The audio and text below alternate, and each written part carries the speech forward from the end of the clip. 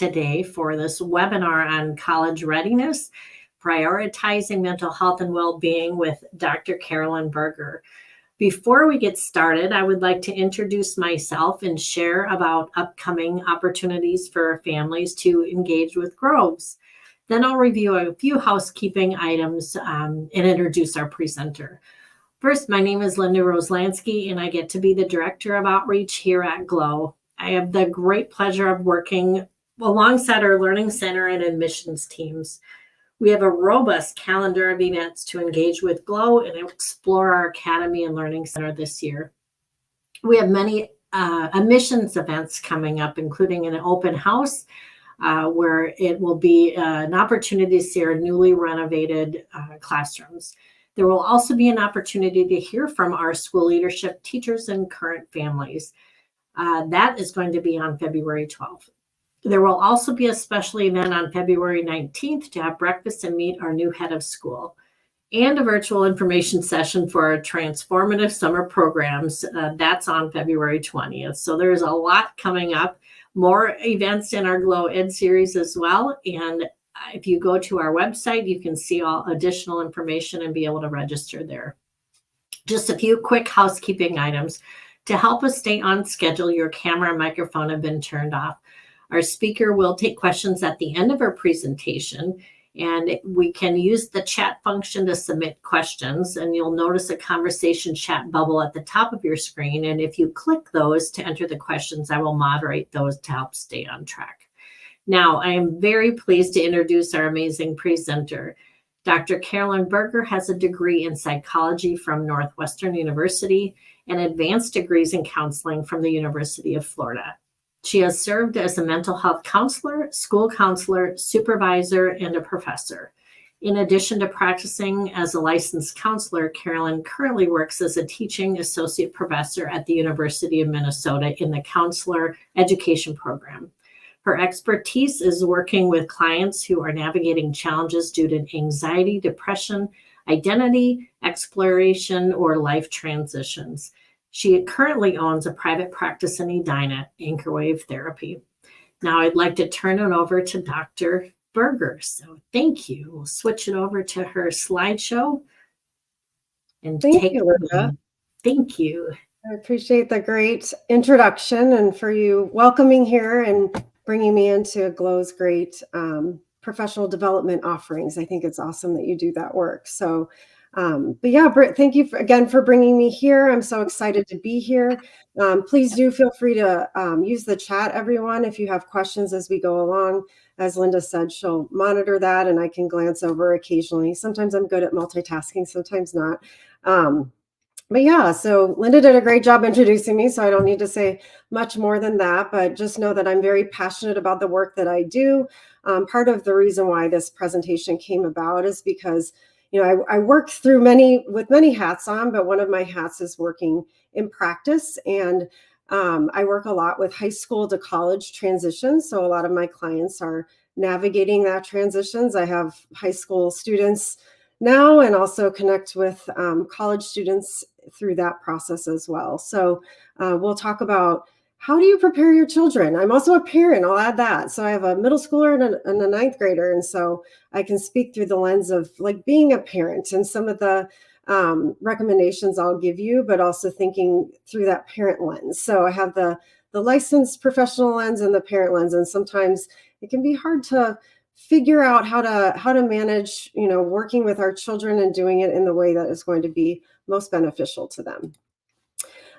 So you don't need to introduce yourself, but if there is anything specific you're looking to get out of the presentation and you want to share that with us, please feel free to put that in the chat, you know, just to kind of help me make sure that I'm gearing, you know, if you want me to focus on any specific topics, feel free to let me know.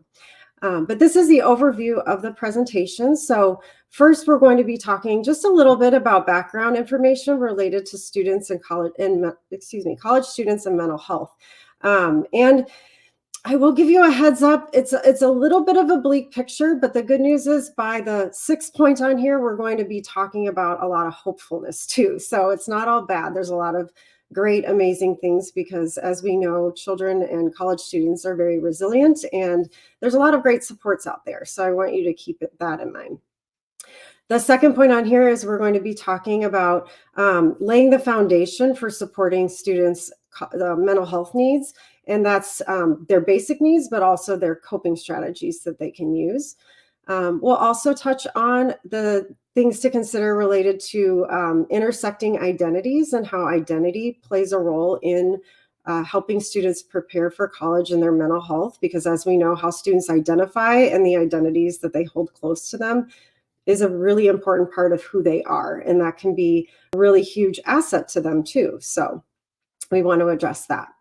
And of course, we'll be talking about how you all as parents, guardians, and family members can support students through this high school to college age transition. And I will also touch on briefly thinking about university and college resources that are there to support, because many students move out of home, away from the home, and they're in a brand new setting. And so sometimes being familiar with the resources that setting offers is really important. And of course, the sixth point is, I do want to make sure to identify what are some of the concerning signs and some of the assessing whether there's a need for more intensive support. So we'll briefly talk about that as well. So, obviously the point of this presentation is talking about emphasizing mental health in college preparation. But as I was preparing for this, I was thinking about, being a school counselor and a mental health counselor, like what I hear from kids is that, in the schools or even at home, a lot of the time there's a historical emphasis on academics and major choice. So thinking about things like ACT or SAT prep, or, college applications, or writing the essays, or making sure you have a good GPA, or making sure you're taking the right classes to get into a solid college. Students are hearing that quite frequently, which is a good thing. They definitely need that. But unfortunately, oftentimes, in that preparatory, laying that preparation in front of them is not necessarily, mental health is not necessarily emphasized at all. Sometimes it is, sometimes it isn't, but historically that has not been paid very much attention to. And it's important to acknowledge that there's a lot of challenges that amp up the need for college students to need mental health support. So especially if they're moving away from home, they might be missing friends and family. Regardless of whether they move away or not, there's going to be a lot less parental and family oversight. Colleges are not emailing parents asking, it's time for registration. Like, here, register your student for their next year classes like they do in high school. That's totally up to your college student, whether they live at home or not. Their support systems initially might be smaller. They're not in a high school building, or they're not in a school setting that they're familiar with anymore. And so they might not know who to turn to for, certain questions about like how to register or financial aid, or there's so many offices. I work at the U of M, and I swear every year I discover a new office of the system that I didn't know existed. And so learning that big new support system can be really a challenge. Increased academic stress, of course. Some students transfer or, go from high school to college, and they're like, college is actually easier than I thought. But that oftentimes is not the case. Oftentimes it's like, wow, I had no idea, I'm in these lecture halls with 300, 400 students. And, my teacher, like, it's not like I can go to my teacher for support. I have to track down a TA, and this increases their academic stress load quite a lot, and the material gets harder.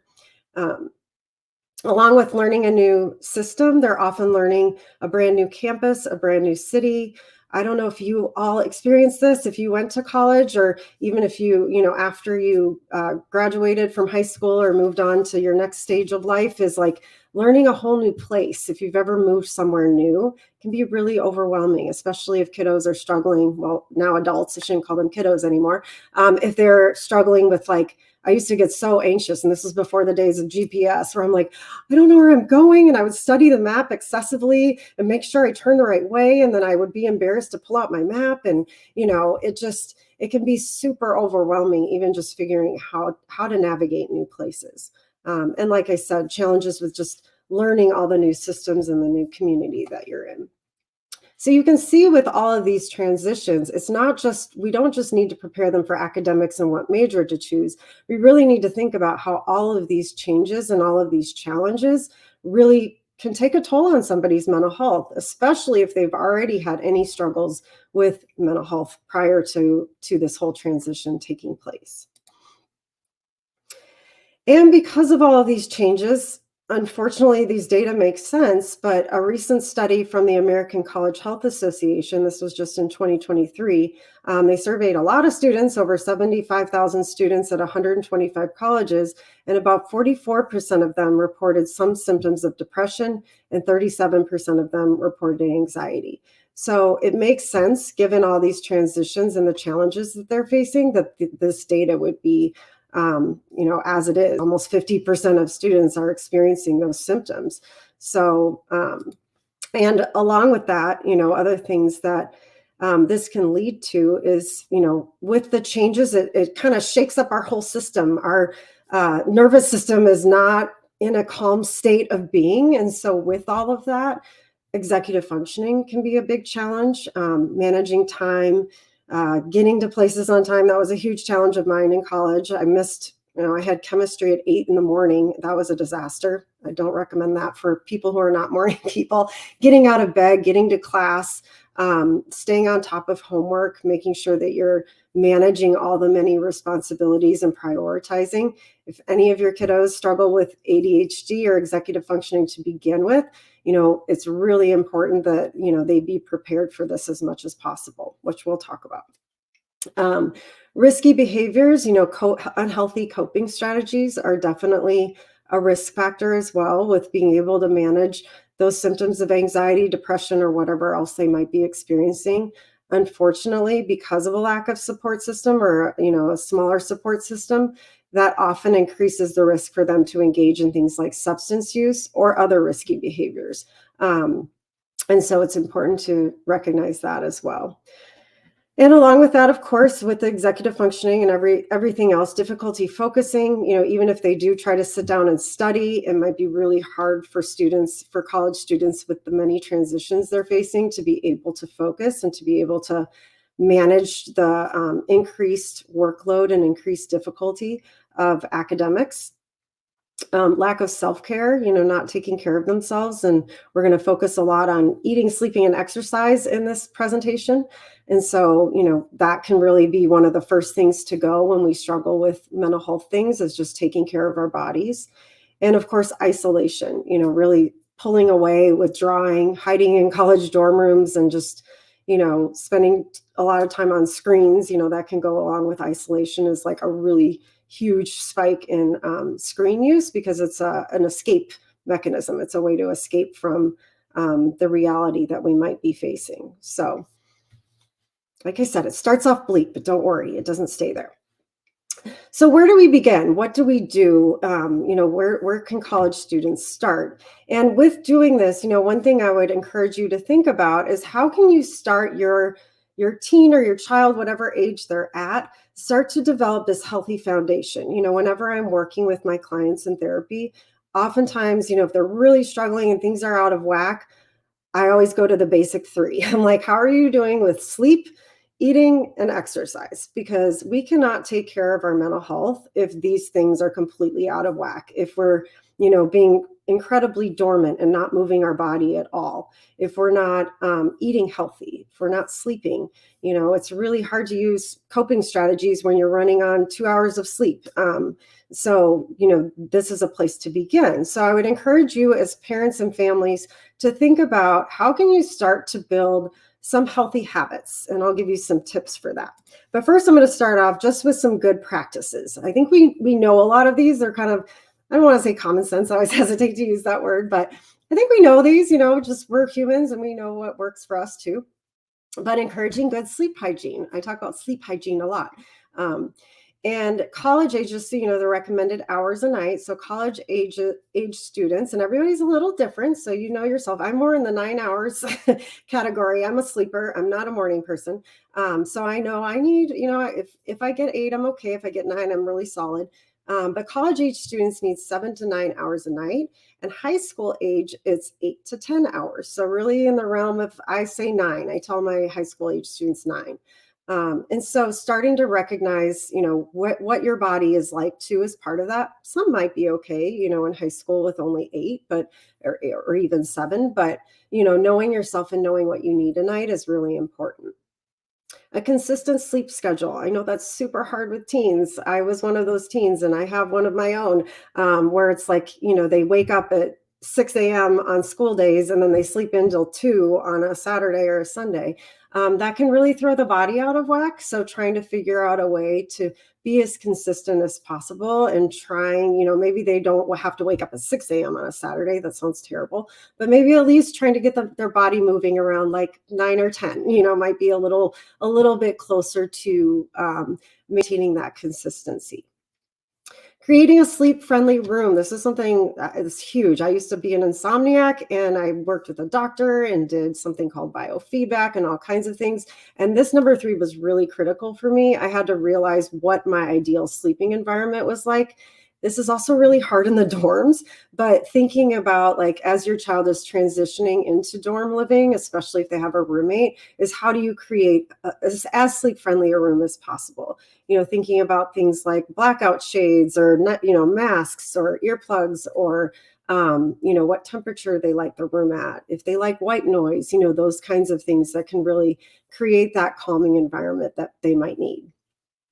And with that, everybody's a little different. Some people like white noise, some people like it silent, but trying as best you can to think about, like, how to create that environment even in a college campus for them. Sometimes there's a lot of great sleep devices out there that can be helpful.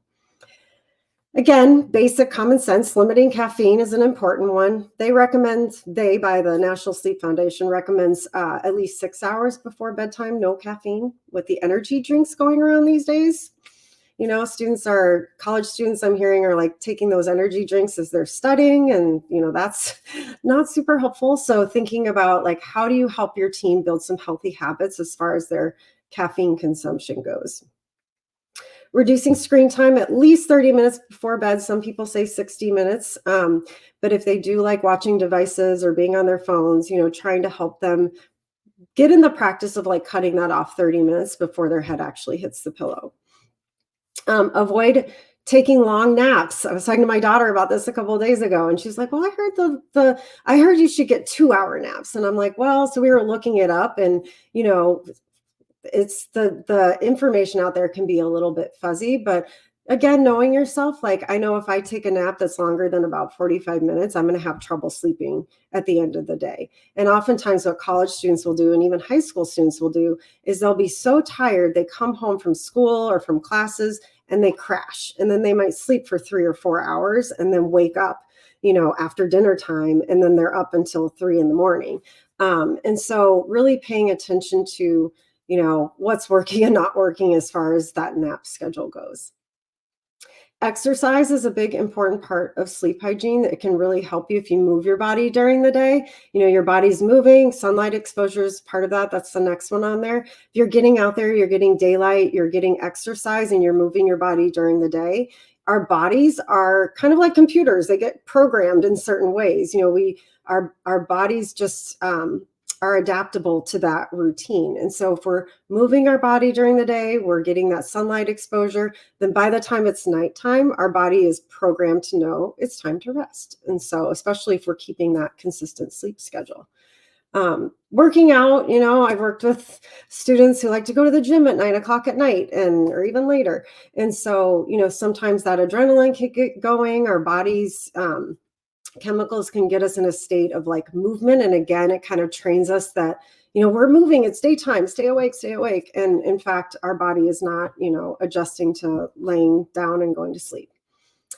And then number 10 is that relaxing bedtime routine. So I don't know if you have one as a parent, but you can think about that and think about, what do you do before bed to kind of wind your body down? Do you just work, and then crash at the pillow? Or do you have certain things that you do to help your body wind down? Some love to read, some don't, I like watching a show sometimes, but I'll try to limit myself to a short show and then take a break and then wash my face, do all the things, and then wind myself down. So developing that relaxing bedtime routine.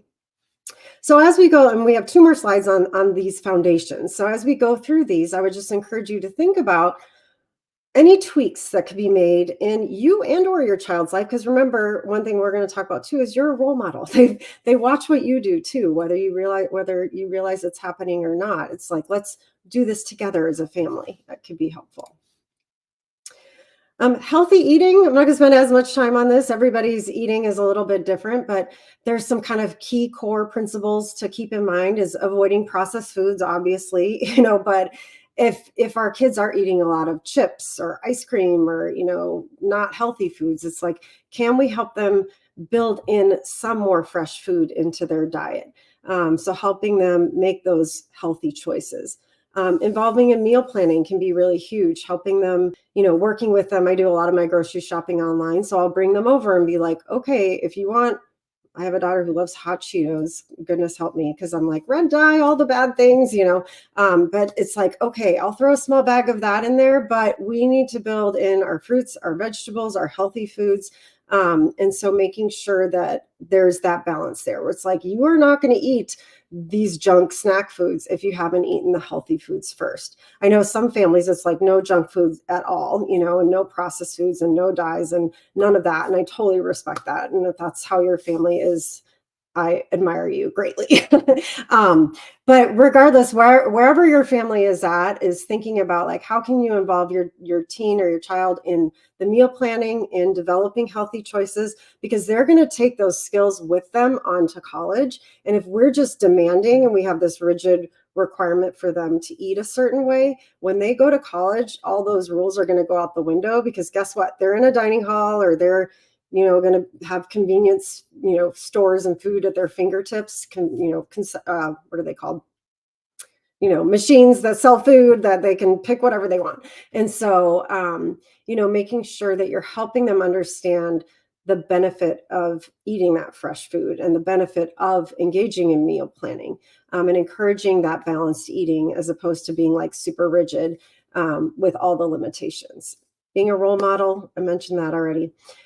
Consistent meal times is helpful too. I know a lot of kids don't like to eat breakfast, but it's like, okay, if you are not a breakfast eater, maybe you can take a protein bar to class with you or to school or whatever it may be, or a banana or whatever, just something to have fuel when you are ready to eat. And so being realistic about it instead of shoving food down their throat at 7 a.m. when they're like, I don't want to eat this. It's like, okay, if you don't want to eat this food, how can we make sure your body has some healthy fuel for, that time when your body is telling you they're ready to eat? Educating without lecturing, we're going to talk about that throughout as well, is one thing kids do not respond to is lecturing. Do this, do that, these rigid boundaries. You must do it my way. That is a very authoritarian way of parenting, and research shows that is not effective. A more effective way, especially as kids become older and become teenagers and start to develop into young adulthood, is to talk with them about collaborating with them and helping them understand the benefits. And with that goes with like educating about like, how do healthy foods help our bodies? How do we, recognizing as we're making the choices, like, what are Cheetos going to do versus what is, an orange going to do, or, hummus and pita chips or whatever, like, getting that protein in their body or getting the vitamins that their body needs, and talking with them about the benefits of like eating protein versus carbs all day long and sugar, and teaching them about that a little bit. Helping them find healthy snacks is important. Avoiding using food as a reward or punishment. And then number 9, I threw in there just because sometimes it can be helpful to have your child talk to a dietitian or a nutritionist, just to have them hear it from somebody else other than you. Or maybe you don't know a lot about, healthy eating, or want somebody else to help you understand that as well. I know that's something that I'm constantly learning about foods and things like that. So that would be something to consider as well.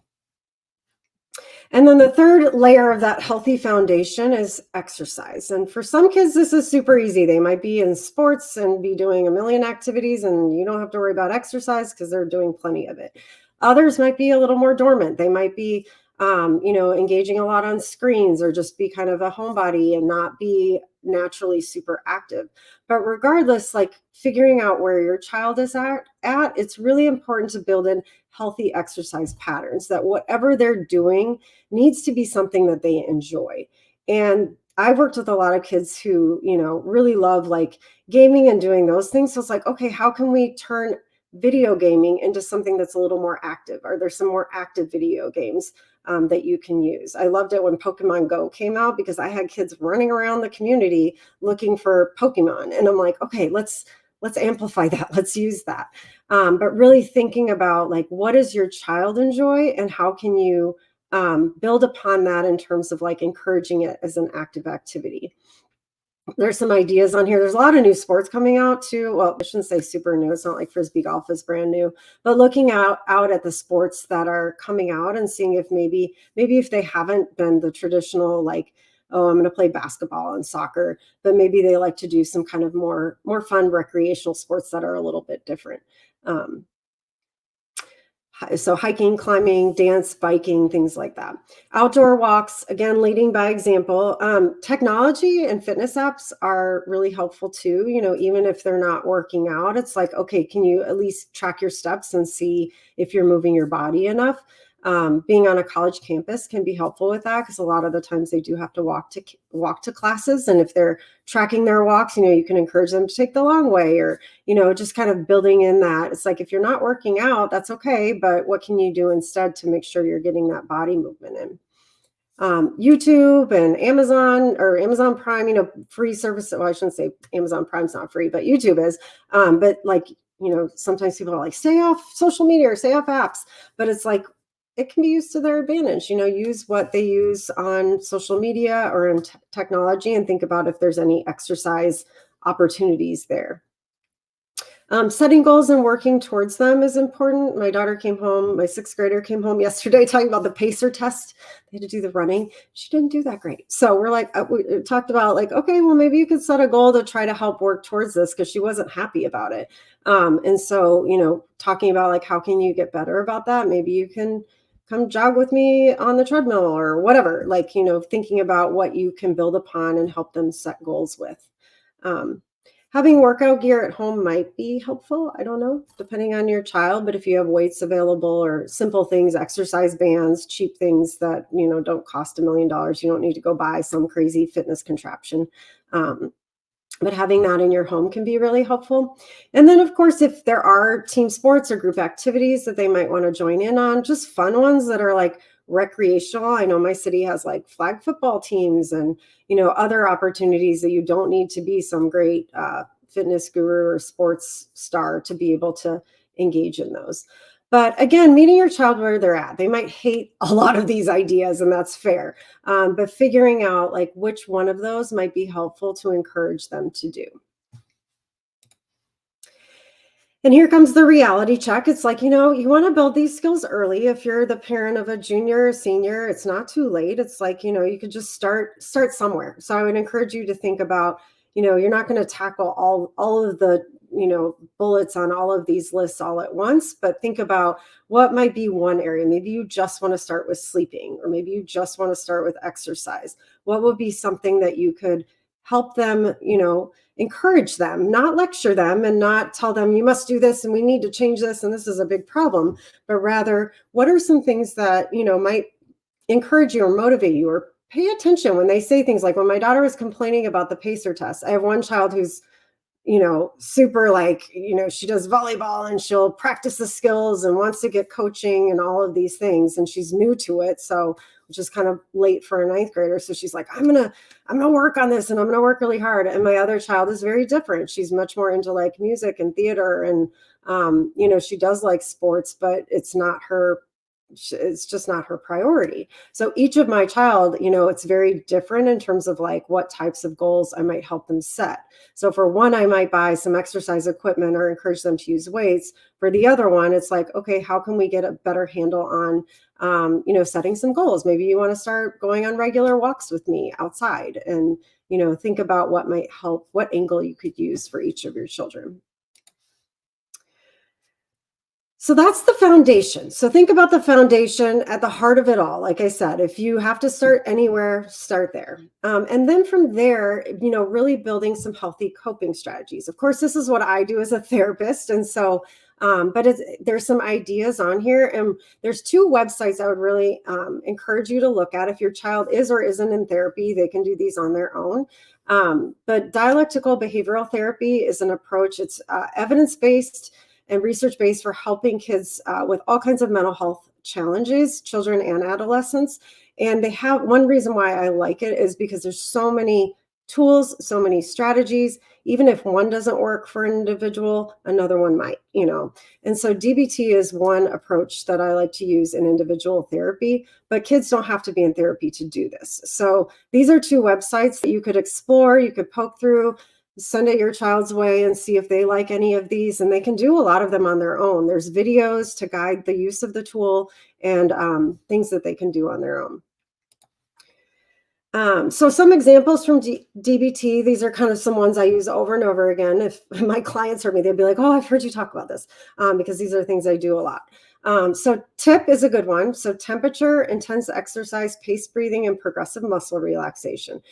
So if somebody's experiencing a mental health challenge, for example, they could think about one of these 4 areas to start. And by the way, on these slides, I don't know, Linda, you can maybe share in the chat if they can get access to the actual PowerPoint, but all these tools are linked. And so you could click on the link and go directly to like a how-to. Some of them, like I said, have videos and things like that.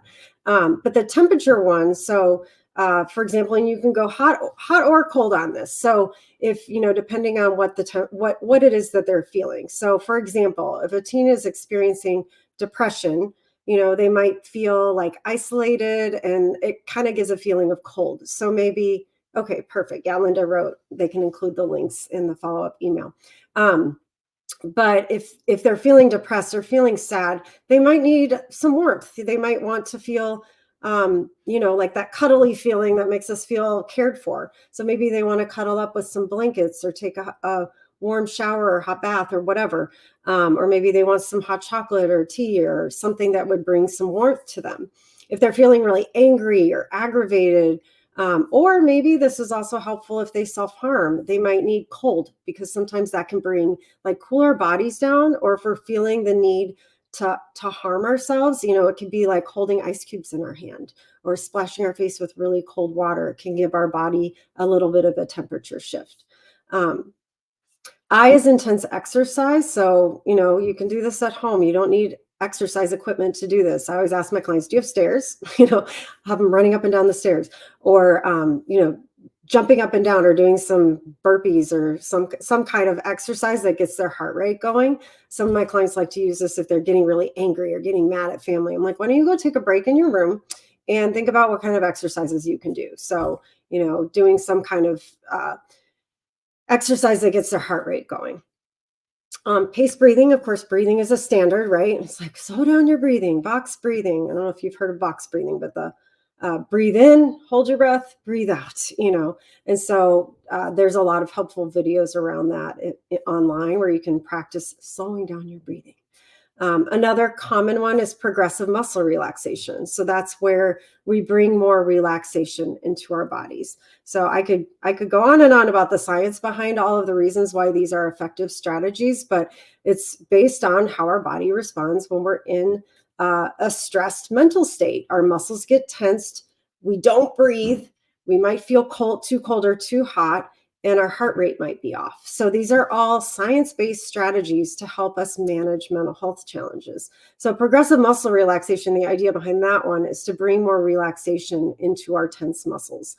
And so there's some scripts on these websites that will help them go from, it's progressive because you start at the top of your head all the way to the tip of your toes, and you tense the muscles and then you relax them. And so there's a lot of scripts around that. So TIP is kind of a solid go-to. I'm like, if you can't remember any coping strategies, that's a good acronym. There's a lot of acronyms. Here's another one. This one is ACCEPTS, and it just helps us remember. So ACCEPTS is, gives ideas for, again, if you're managing some distressful emotions, like what are some other alternatives that you can do in those moments. So finding activities to do. There's huge long lists of activity ideas, like creative things they can do. Contributing, helping other people. Comparisons, like if you've ever been in a tough situation before, comparing this current situation to that past one, like how did you get through that? How did you manage that? And remembering that, it's not permanent is an important thing. Emotions, kind of switching up your emotions. If you're feeling really sad, it's okay to listen to sad music, but then maybe you want to listen to some uplifting music or watch a comedy, or maybe you feel like you need to get out the emotions and you do want to cry, so you want to watch a sad movie. P is pushing away. That's like thought stopping. There's a lot of stop signs on a lot of when I'm showing this activity to kids, pushing away that thought instead of saying, you know what, time out. I don't need to keep going down this thought train. I want to think about something else. And then the T is replacing thoughts. So replacing them with new ones. There's a lot of mind game examples. So, different counting games, alphabet games. The alphabet games is like where you think of something that starts, like, for example, I'll say cities. I need to think of a city that begins with each letter of the alphabet. So I'll be like A, Austin, B, Boston, play some kind of thought game where it kind of gets my head out of whatever, once I stop the thoughts, then can I replace that with something else? And then S is sensations, which ties to the next one, which is called self-soothing. You might have heard of these before, but paying attention to the 5 senses. So looking for things you can see, listening to things that you enjoy, smell, taste, touch. It's a common coping strategy as well that you can check out. So those are some sample DBT strategies. Identifying cognitive distortions is like a cognitive therapy strategy, but it is embedded in DBT as well. But I put this link on here. It's a random, I don't even know when I found it, but I use it all the time. But it's like a 7-page document that identifies what are the common types of cognitive distortions? And I listed 6 of these. There's more than that on the handout.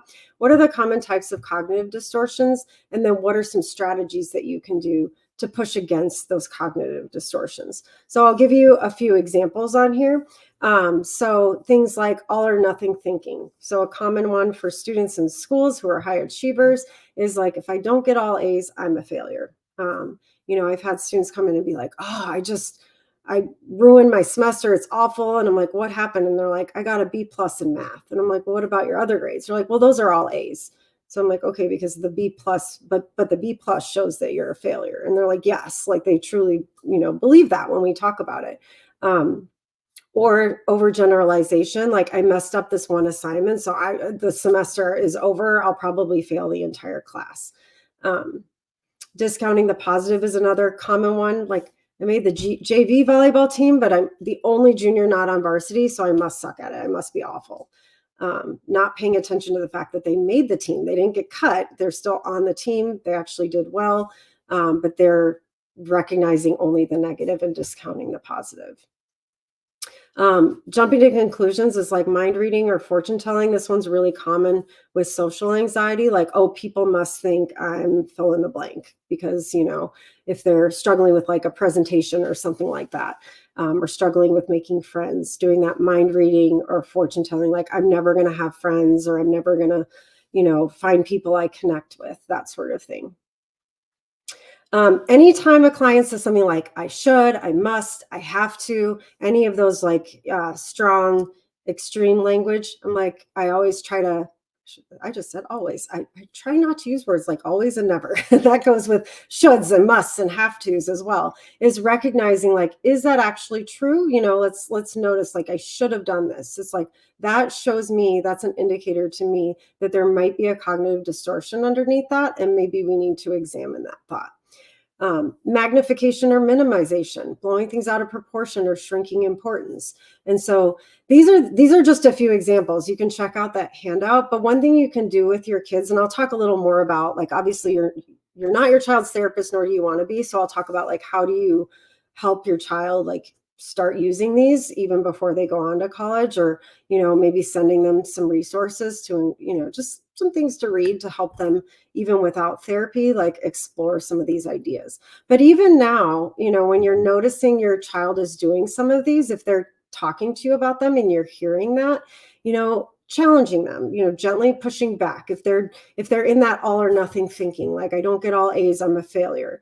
Or even if they got a really bad grades, like, does that, let's say they did do really terribly, on their grades, or they're really struggling. It's like, does that really define who they are? How can we look at this through a different lens? And I know it's very hard to do as a parent. I run into that challenge all the time with my kids, where I will gently push against them, push against, like, oh, I should have done that. I'm like, well, let's think about that. Like, should you have? Is that really true? And sometimes they'll say, like, oh, mom, like, you're just saying that because you're my mom or whatever. But I think it is important, to plant those seeds, to kind of gently push back on some of these cognitive distortions that we might hear our kids verbalizing, and recognizing, like, maybe educating them on, these are what distortions are, and there might be some truth to them, but they might in fact not be fully true.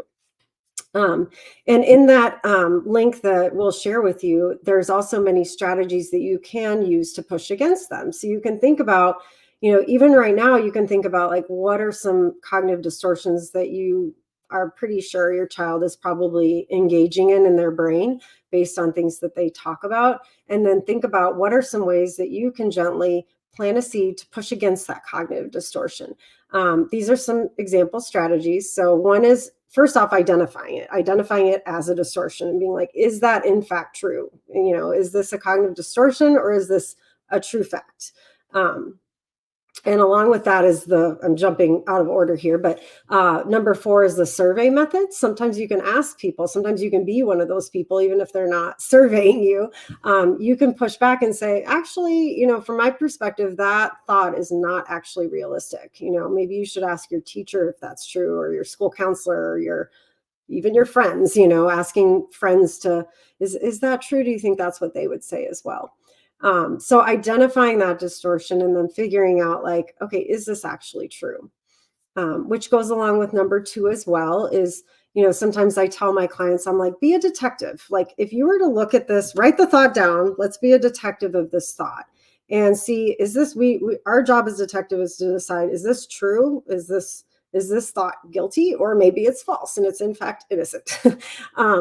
And so we'll look at it and think about, like, what are the facts that prove that statement to be true, and what are the facts that prove that statement to be false? And oftentimes there are both. It's not to say that you're going to totally disprove this cognitive distortion. There might be some truths behind that thought. But it's important to help our children recognize there's some gray in there, because keep in mind, developmentally, where they're at right now in their late teens, early adult, where their brain development is at, because keep in mind, brains don't fully develop until about 24 years of age. Their brain is still developing, and because of where it's at in their stage of development, it's more likely to see very black and white thinking. And that goes along with how DBT is designed in the first place, because D stands for dialectical, and dialectical is like looking at things in that black and white view. So what we're doing with these untwisting your thinking strategies is helping them explore the possibility that it's maybe not as black and white as their brain might be telling them it is, and kind of looking at that middle ground and looking at the grays that might be in the midst of that. And it's not their fault, right? Like, that's where their brain development's at. That's where they're at developmentally speaking. And so as a parent, we can gently push against that and challenge that way of thinking, and help them recognize that there is gray in that, in their world, that it's not all true or all false. So some other strategies are on here. I'm trying to be mindful of time, but we have the double standard method. So, and this goes with self-compassion, which we're going to talk about in a minute, is talking to yourself in the same compassionate way you talk to a friend in your situation. So really thinking about, what would a caring person, if your friend was in this situation, what would you tell them? Would you tell them this cognitive distortion is in fact true, or what would you have to say to them? And then the 5th one, because I already said number 4, is the semantic method. So instead of telling yourself, I shouldn't have made that mistake, you can say, it would be better if I hadn't made that mistake. So helping them just switch their semantics, switch their language just a little bit, and see how that helps with that distorted thinking. So like I said, there's a lot more examples on that worksheet. So if you recognize that your child or teen struggles with the distorted thinking, and that's really heavy, and that they're a big thinker, which is a strength, by the way. It's a really big strength to be a deep thinker, but sometimes kids get really lost in their thoughts and it can be distorted thinking, and that can really negatively impact their mood and their well-being. So if you know that your kiddo might struggle with that, click on the link, look at some strategies, maybe highlight some that are, common types of distortions, and then think about what would be some ways that you as a parent can help push against that distorted thinking and build some new skills. So,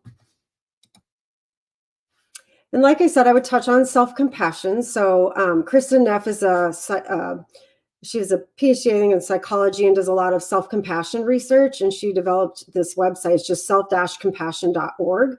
And she has a lot of great self-compassion exercise that people can engage in. And so this is just one sample exercise is, they call it identifying what we really want. And if you're noticing that your cognitive distortions are very self-critical, if you're being really hard on yourself, these would be some good things to think about. So the first thing that you would do in this exercise is think about the ways you use self-criticism as a motivator. How does criticizing yourself make you feel? So sometimes kids are really hard on themselves about their grades because they want good grades and they want to, reach certain goals that they've set for themselves. And so they're using it to push themselves. Because if they tell themselves like, oh yeah, I'm great at school, they might not study as hard. So sometimes kids are doing this to, even though it's unintentional or not necessarily, a conscious thing that they do, they're doing it to motivate themselves. But at the same time, they're doing that and using it as a motivator, it's oftentimes depleting their, or leading them to feel lesser than, or leading them to feel worse about themselves. So it's really important to recognize that it's a motivator, but it also makes them feel worse a lot of the time. So the second thing that they're supposed to do is see if they can think of a kinder, more caring way to motivate themselves to make a change needed. So have them brainstorm. What are some kinder, more caring ways that they can, use that motivation? And then the third thing is anytime they catch themselves being judgmental about this trait, first notice the pain that they're putting on themselves. They're self-judging and criticizing themselves, which causes them to feel badly. And then try to reframe that inner dialogue so it's more encouraging and supportive. So like I said, these are just sample exercises that you could possibly send your child's way, or maybe encourage them to think about, like, what advice would you give yourself if you were your friend? What would you tell yourself? And things along those lines.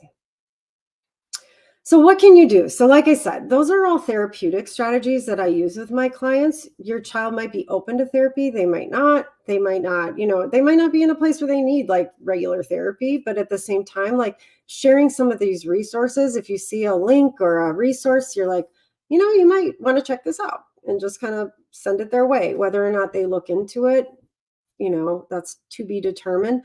But at the least, what you can do is like plant those seeds and help them see that there's other ways of handling those, cognitive distortions, or other ways of, like, when they're feeling that distress and those unpleasant emotions, there's other alternatives for what they can do other than just whatever their natural way of responding is. Oftentimes it's withdrawing and locking themselves in their room, or having an emotional breakdown kind of moment where they freak out and yell at you or get mad and, slam their door, or whatever it might look like. So helping them see there's some alternatives, where if you notice they're having those emotional moments, to be able to say, hey, I want you to have some other alternatives. I know you don't want me to sit here and preach at you or lecture you, but here are some links, or here are some ideas that you might want to consider, and just kind of plant the seed and push it their way. And we'll talk at the very end about like what to do if you're noticing more serious signals and concerns, and when you might want to consider external supports, like things like therapy and other options. So what can you do? So I already started talking a little bit about this, but these are just some tips for parents. And like I said, I'm a parent myself, and sometimes I have to give myself a timeout and be like, is what I'm doing working? I'm not taking my own advice. So I feel you when we want to just like lecture and tell them what to do, because I do that myself as a parent. But one thing to remember is it's really important to let your child know you see them. So if you notice their behavior shifting, if you notice they're withdrawing, if you notice their face drop when you're talking about something, maybe not in the moment, maybe giving them a break, but at some point letting them know, hey, I saw that you responded that way, and I just want to let you know that I see that this is affecting you. and just letting them know that you're noticing, because oftentimes kids feel unseen. Sometimes I see clients and they're like, my family has no clue how much I'm struggling, because they just mask it or they hide it. So paying attention to their emotional responses is really important. Sometimes just listening. I think it's so common for parents, including myself, which, like I said, I get it, to jump into fix it mode. What can I do? Do you want me to email the teacher? Do you want me to, talk to that parent? Or, when they're having friend conflicts, for example.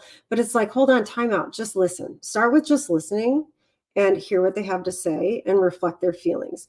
And, some example responses are things like, wow, that sounds really tough. Like, I wish I could have some sage advice for you. I do hear that that's so tough what you're going through.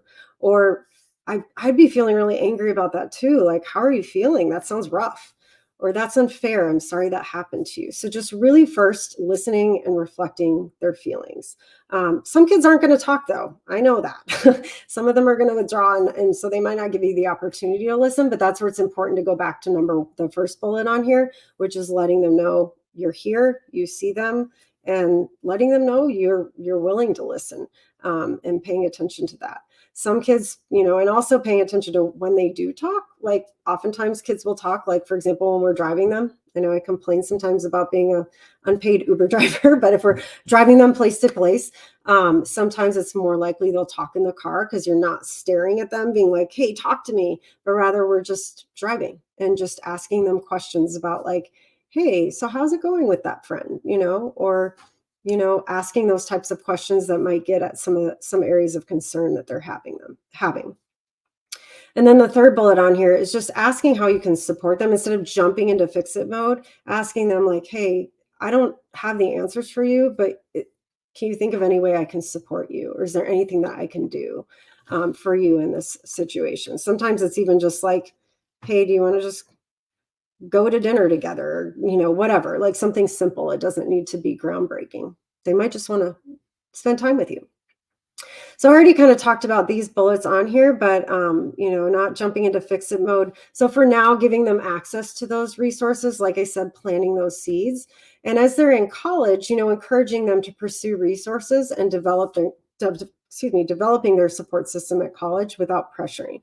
So some examples can include things like therapy, joining student groups, getting involved in some kind of fitness or recreational facilities, checking out if they're reaching out to friends, including their, elementary through high school ones, or even online ones. A lot of kids have online friends these days, and those are oftentimes just as beneficial, if not even more so. Sometimes online friends, kids share more with them than they do their in-person friends. So checking in with them about their connections with those friendships. Some overlapping needs to consider would be, in all of these different domains. There's obviously a lot going on in terms of our children's worlds, like, the last one, pandemic disruption. Oftentimes people are like, oh, we're through the pandemic, it's over. And it's like, actually, no, there's a lot of, challenges that kids are experiencing that started to emerge during the pandemic that they're still working to get through, especially for kids with like social anxiety, for example. That's really sometimes led to things like social phobias or difficulties engaging with others. In college, financial stress, or I'm working backwards, but financial stress can be a big one with financial aid. A lot of the times my clients are like, I know my parents are paying so much and I'm having to take out loans and it's really stressing me out. So the financial piece is another area to consider. And we'll talk in a minute about university resources that can help with that. But that's one to consider as well. Political stress, huge one, especially today. I won't get into that. But as you all know, there's a lot going on in our world. And a lot of the times students are hearing it and feeling it even in their high schools, but especially in the college environment. There's a lot of like rallies and protests and things that are happening within their worlds on college campuses that can contribute to that stress as well. And then, of course, like health, academic, and social are standard, no matter what. Those are going to be things that kids experience and just want to keep up with if they're experiencing health needs. Some kids go to school and, need to continue getting access to medication, or if they have any kind of chronic health condition or illness, that's something that can really impact them significantly. Academic, if they have any kind of disability or they need disability services or they need academic supports like accommodations, that's something that needs to be attended to. And social is a big one. We haven't talked about social as much, but their social lives, they're social creatures, again, developmentally, they're more likely to, be more likely to go towards their friends with stuff and talk to their friends with stuff than necessarily their parents. And if they don't have that social connection, that can be a real challenge too. And we're going to get to resources in a minute, but concerning signs to watch out for. So, a lot of this stuff is developmental. It's expected with all the transitions. It's, bumps in the road that they need to work through, that they'll need supports to work through. But sometimes it reaches to like a next level of concern where more intensive supports are needed, where things like, medical or psychiatric treatment would be needed, or more intensive therapy or, community supports would be needed. So some really concerning signs to watch out for are listed here. So things like neglecting their hygiene, which you may or may not know if they're living on college campus. But, and also I will add the caveat, it's important to recognize departure from the norm. If they're typically very clean and then they go to college and they're messy disaster, it's like, oh, that's interesting, like what's going on here. That's a departure from the norm. But if they've always been a little messy and their dorm room is a disaster, or their high school room was a disaster and now their dorm room is a disaster, it's like, okay, well, that's not a big shocker. We're going to have to continue to help them develop that hygiene. But if you're noticing a shift in hygiene, whether it be their body care or their space, that would be something to pay attention to. Severe insomnia or excessive sleep, if they're sleeping a lot, more than, I would say 10 to 12 hours a day, where it's just like an ongoing, they're sleeping a lot, they're coming home, they're napping, they're sleeping, that is a sign of depression just as much as not sleeping is. So it's really important to keep that in mind. If you're noticing big shifts in eating, over or under eating, sometimes kids get to college and they do, they have free access to the college. I'm sure you've heard the old silly cliche of the freshman 15, but if it's going beyond that, of just like that shift in eating to like an over or under eating, that's another area. Increased isolation, withdrawal from activities they usually enjoy.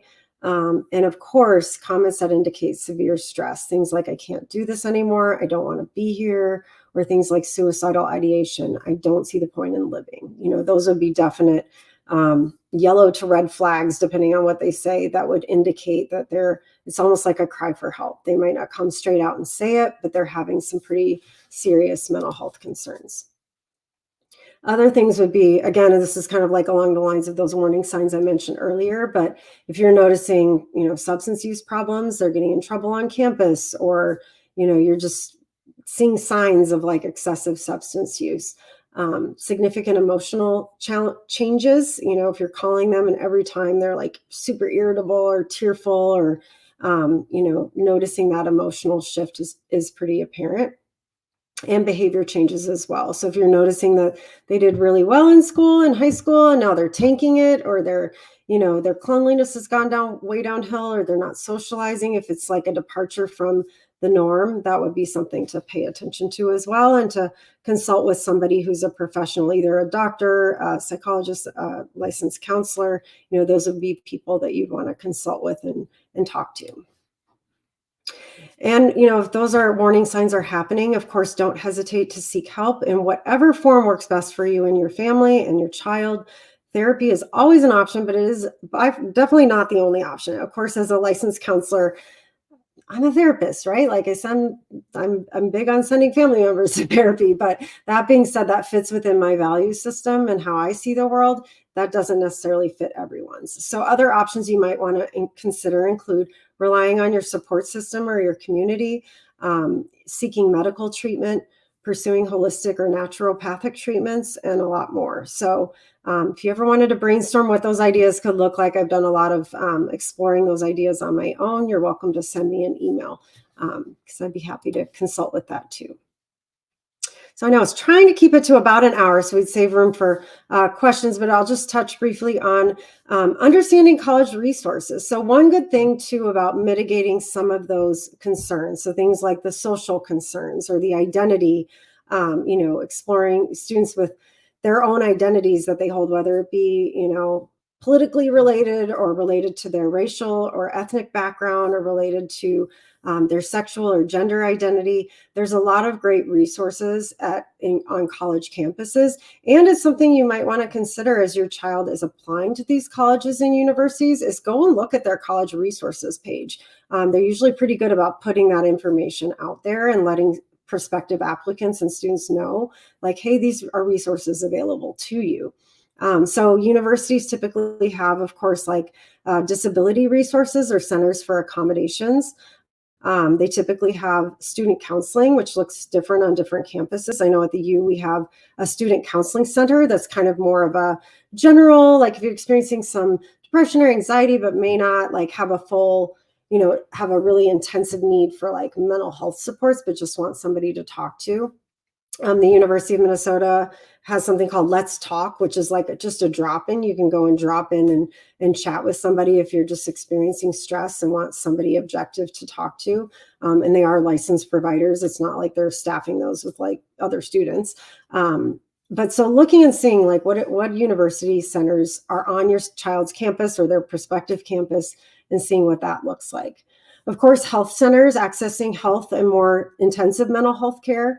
On the U of M campus, it's called Boynton Health Center. They do both like any students with like chronic health needs or an emergency need that pops up if they have an injury or whatever it may be, a sickness, and also mental health care. So more intensive, regular, ongoing mental health therapy. Maybe they need medication management for mental health concerns. So learning about these and sharing them with your child would be important, and looking at those even in the application process, especially if you know your child has certain needs that fit within those domains. Other things are like looking at just general resources for students. Like I said, the Let's Talk would be one. They have other ones that are just for like connection and belonging, like getting to know people on campus. They have like all kinds of things. They have one where it's like, I can't remember what it's called, but it's like, come meet at the student center and pet dogs that have like animals. It's like, are you missing your animals from home? Come, we've got cats today, or we have dogs today. Cool, cute things like that they might have available. Student clubs and groups. Most universities have a ton of student clubs and groups for all different interest areas and all different identities. So checking those out. Also, if part of their stress is like, what do I study? What am I doing here? I don't know what I'm supposed to do when I graduate.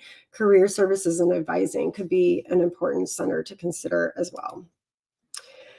And also, in addition to those like clubs, part of the clubs might be like neurodiverse student groups. So a lot of campuses have like twice exceptional groups or neurodiverse student groups where they do activities together or groups together. And for students who might feel different, or might feel like, oh, I'm not sure where I'm going to find my people, that can be a really great resource. So again, looking and seeing if your child is neurodiverse, does their prospective campus or wherever they're applying, do they have those types of groups available, and making sure your child knows that exists. Same for LGBTQ centers, groups for racial ethnic minority students, maybe even things like STEM students or student athletes. There's even groups for students who are already parents. So a lot are out there, but it's important to know that they exist and to find them and introduce your child to them so they're aware. Oftentimes colleges have orientations for like freshmen or the summer prior to their freshman year. They're very cursory, they're very brief and very broad. So it's important for you as a parent to know your child's unique needs and make sure that they're plugged into the specific centers and resources that pertain to your child and their identity. So like I said, I promised to end with something uplifting. So there's definitely a lot of good news out there. I think I meant to have that be an exclamation point, not a question mark, but the good news is college mental health resources are definitely improving. I've worked in 4 different college settings now. And from where I was at in the early 2000s to today in 2025, I've seen an explosion of resources out there in many universities, where there's a lot more college mental health resources. So there's, they have a lot of them are introducing new apps and chat lines and drop-in centers and things along those lines. And so that's a positive thing. In addition, there's definitely a reduced mental health stigma. I can't tell you how many clients I've gotten who've come to me and said, my friend has a therapist and they told me I should see somebody, or they'll even refer their friends to me and say, you need to go talk to somebody, where kids are even spreading the word within their circles and with each other. So that's a really positive thing. There's definitely a heightened awareness of universities to mental health needs of students. Like I said, in the universities I've worked in, we frequently will get emails from, whatever center they call it on the campus, but the U will basically send mental health resources for professors to be aware of, and trainings that sometimes are even mandatory, where it's be aware of these mental health needs of students today, and here are some supports that you can provide to students if you notice they're struggling, or here are some warning signs that you might want to, encourage students to seek out these different centers or resources. Telehealth access has improved. So, that's one thing that can help as well, is if your child is in therapy now, or you plan on putting them in therapy, it's improving. It's not great, but it's improving. Certain states allow you to cross state lines. So if your child moves out of state, where they can continue to work with their provider, if it's here in Minnesota or whatever state you live in, where they're able to do telehealth across state lines. They're also working on, there's a lot of legislation around broadening that, where I won't get into the weeds of talking about this, but basically the rules are getting a little more flexible, where providers, whether it be a psychologist or a licensed mental health counselor, can cross state lines and work with students. And so you'd have to consult with your therapist to see what that might look like, but that's something that's improving. Post-traumatic growth is a real thing. It's something that I'm researching and studying as it relates to the pandemic, and looking at the pandemic was a challenge, but also what are some things that came out of that is helpful in terms of looking at through a growth mindset, and kind of the lessons learned and increased resources and things along those lines. So it's not all terrible. There's a lot of hopefulness to it as well. It's important to remember setbacks happen but are not permanent, and that also college students are very resilient. And so, there's many, many things that we can put our focus on that are negative, but I think it's also really important to look at the positive and the hopefulness of it as well. So that wraps up my presentation. Here's my email at my therapy practice if you would like to connect with me. It's just carolyn@anchorwavetherapy.com. And please don't hesitate. I also do have references. If you're wondering where I got some of this data, I added a slide in there from where I got this information. So appreciate you being here, and reach out if you have questions. Linda, I'll turn it back to you. Yeah, thank you, Dr. Berger. Your presentation was fantastic. I really enjoyed learning about your TIPP tips and the accepts tips. And I did write down the links, and we will include those in the follow-up email. Also, the self-compassion tips to help with motivation, that was eye-opening. I really enjoyed learning about that. And also, I'm so grateful that you brought back in reminding people about the college resource tips. I think that's so helpful to have those established up at the beginning when our kids are going off to college. And I agree. I think there is so much more emphasis and options for kids to make sure their mental health is staying up there. My boys were in college during the pandemic, and I remember them being so excited when the schools brought in the therapy dogs, and I hadn't thought about how much they would miss our dogs at home when they were away. So they might seem like a small thing, but it clearly made an impact in their day. I think we can give it a little bit of time for questions in the chat, but you had a very thorough presentation, and sometimes then we don't need the follow-up questions. But we do want to encourage families to reach out if they need to. I actually had a question. I was thinking if you could share about this. Understanding each child is different. Do you have any suggestions for a check-in frequency with our kids in college, like video or phone calls or texts, and even in person if they're attending college not too far from home? Yeah, absolutely. That's a great question. Yeah, I think it's important to recognize, again, meeting your child where they're at. Some of our kids are like regular texters and callers every day, and some are not. And so I think that's just, some of you might not have to do that because it is so frequent and you don't need to have like a weekly check in.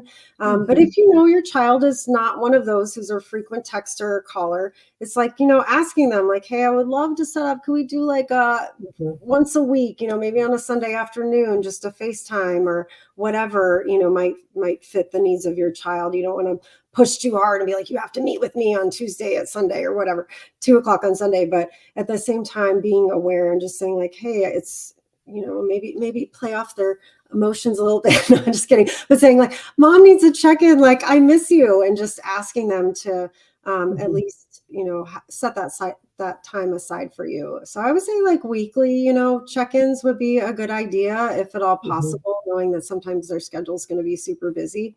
But yeah, that's a great point, Linda. Oh, well, I appreciate that, and I like the way you phrase it, getting their input and also sharing it. It's not necessarily checking about them, but that you might need that check-in, just to I mean, acknowledge that you're missing them too. So I think Hmm. that's a great Hmm. recommendation. Well, I think we can wrap it up. We're just so grateful. Thank you to everybody who attended. We hope Yes. to see you at another event. Just as a reminder, this presentation will be shared with you via email in the next few days and also posted on our website. And we encourage, please share this information with your family and friends. We're so grateful to be a community resource and to have such amazing provider partners like Dr. Berger. And yes, we encourage everybody to reach out if we can be of any support. So thank you to everybody, and we wish you a wonderful rest of your day. Thank you for attending. Thank you, Linda. Thanks.